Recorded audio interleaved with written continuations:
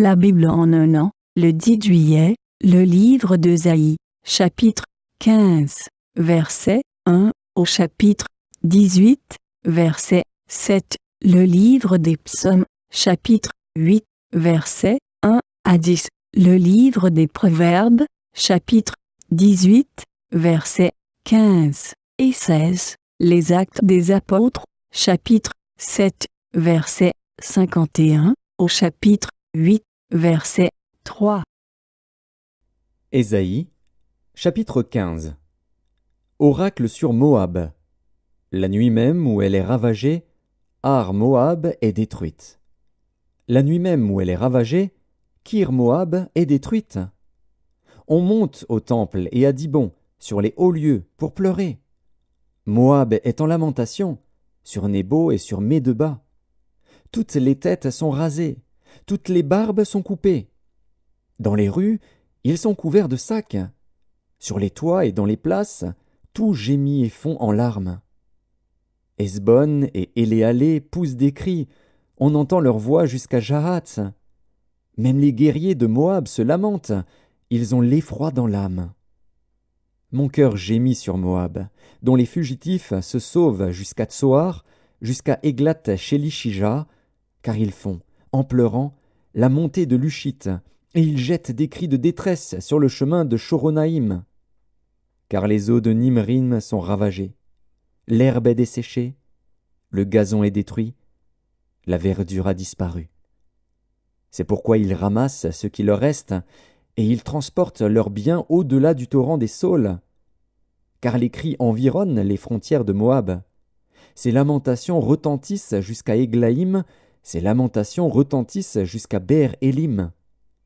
Les eaux de Dimon sont pleines de sang, et j'enverrai sur Dimon de nouveaux malheurs, un lion contre les réchappés de Moab, contre le reste du pays.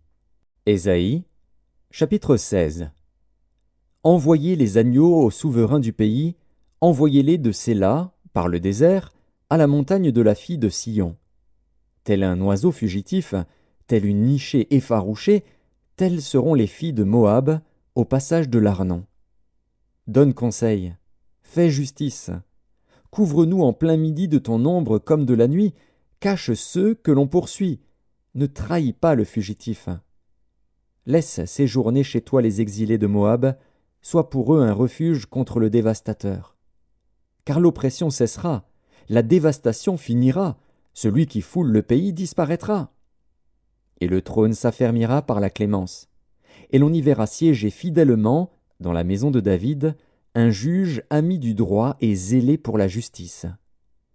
Nous entendons l'orgueil du superbe Moab, sa fierté et sa hauteur, son arrogance et ses vains discours. C'est pourquoi Moab gémit sur Moab, tout gémit. Vous soupirez sur les ruines de Kir-Harézet, profondément abattues. Car les campagnes de Hesbon languissent. Les maîtres des nations ont brisé les ceps de la vigne de Sibma, qui s'étendait jusqu'à Jaézer, qui errait dans le désert. Les rameaux se prolongeaient et allaient au-delà de la mer. Aussi je pleure sur la vigne de Sibma, comme sur Jaézer. Je vous arrose de mes larmes, Hesbon, Éléalé. Car sur votre récolte et sur votre moisson est venu fondre un cri de guerre.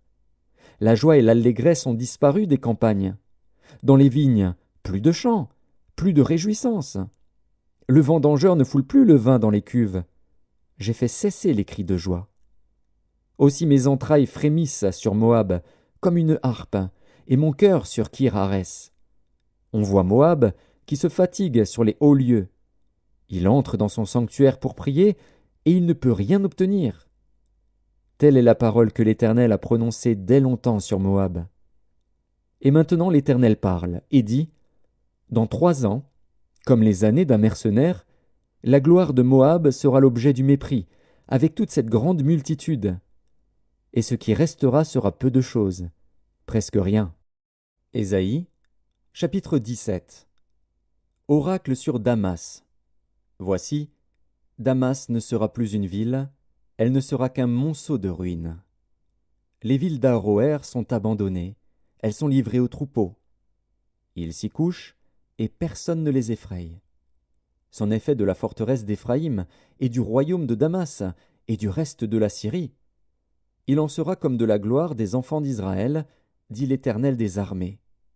En ce jour, la gloire de Jacob sera affaiblie, et la graisse de sa chair s'évanouira.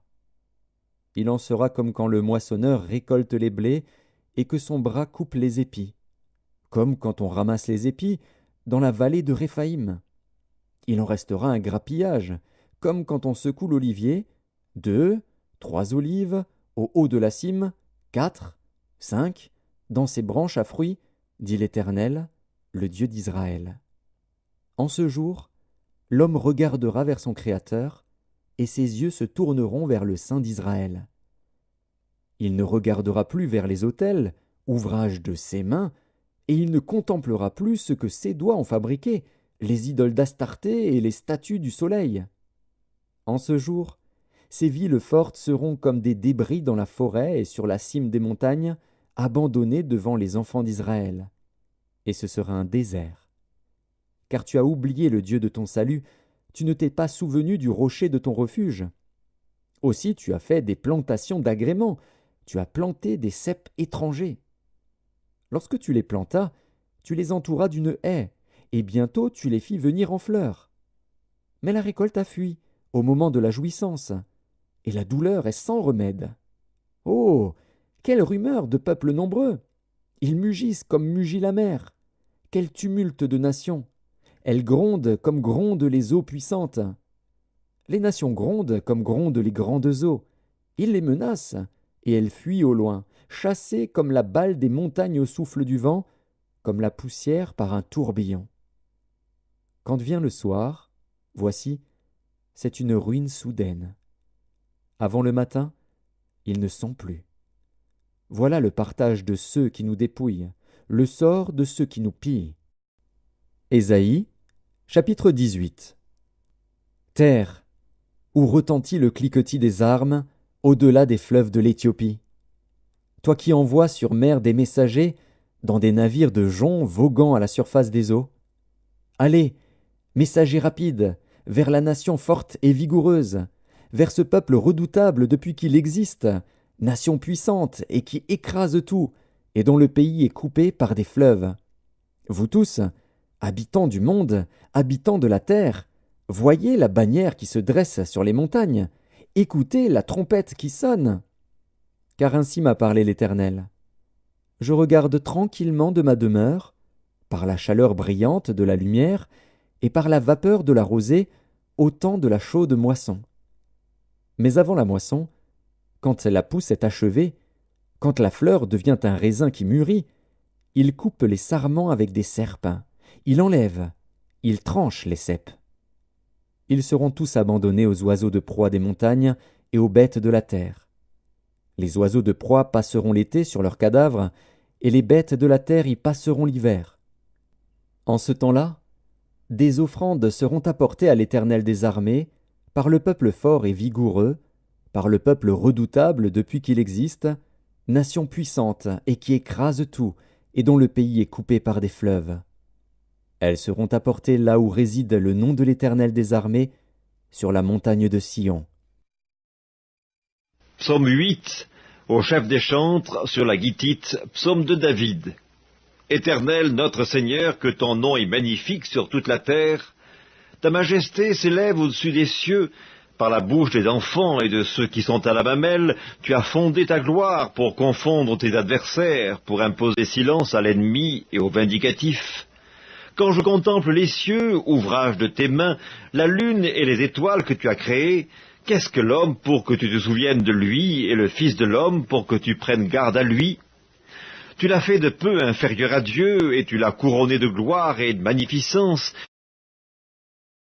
Tu lui as donné la domination sur les œuvres de tes mains, tu as tout mis sous ses pieds, les brebis comme les bœufs, et les animaux des champs, les oiseaux du ciel et les poissons de la mer, tout ce qui parcourt les sentiers des mers. Éternel notre Seigneur, que ton nom est magnifique sur toute la terre. Livre des Proverbes, chapitre 18. Un cœur intelligent acquiert la science, et l'oreille des sages cherche la science. Les présents d'un homme lui élargissent la voie et lui donnent accès auprès des grands. Les Actes des Apôtres, Chapitre 7. Homme au cou raide, incirconcis de cœur et d'oreille, vous vous opposez toujours au Saint-Esprit, ce que vos pères ont été, vous l'êtes aussi. Lequel des prophètes vos pères n'ont-ils pas persécuté? Ils ont tué ceux qui annonçaient d'avance la venue du juste, que vous avez livré maintenant, et dont vous avez été les meurtriers. Vous qui avez reçu la loi d'après le décommandement d'ange, et qui ne l'avez point gardée. En entendant ces paroles, ils étaient furieux dans leur cœur, et ils grinçaient des dents contre lui. Mais Étienne, rempli du Saint-Esprit, et fixant les regards vers le ciel, vit la gloire de Dieu, et Jésus, debout à la droite de Dieu. Et il dit, « Voici, je vois les cieux ouverts, et le Fils de l'homme debout à la droite de Dieu. » Ils poussèrent alors de grands cris, en se bouchant les oreilles, et ils se précipitèrent tous ensemble sur lui, le traînèrent hors de la ville, et le lapidèrent. Les témoins déposèrent leurs vêtements aux pieds d'un jeune homme, nommé Saul. Et ils lapidaient Étienne, qui priait et disait, « Seigneur Jésus, reçois mon esprit. » Puis, s'étant mis à genoux, il s'écria d'une voix forte, « Seigneur, ne leur impute pas ce péché. » Et, après ces paroles, il s'endormit. Les Actes des Apôtres, chapitre 8. Saul avait approuvé le meurtre d'Étienne. Il y eut ce jour-là une grande persécution contre l'église de Jérusalem, et tous, excepté les apôtres, se dispersèrent dans les contrées de la Judée et de la Samarie. Des hommes pieux ensevelirent Étienne et le pleurèrent à grand bruit. Saul, de son côté, ravageait l'église. Pénétrant dans les maisons, il en arrachait hommes et femmes et les faisait jeter en prison.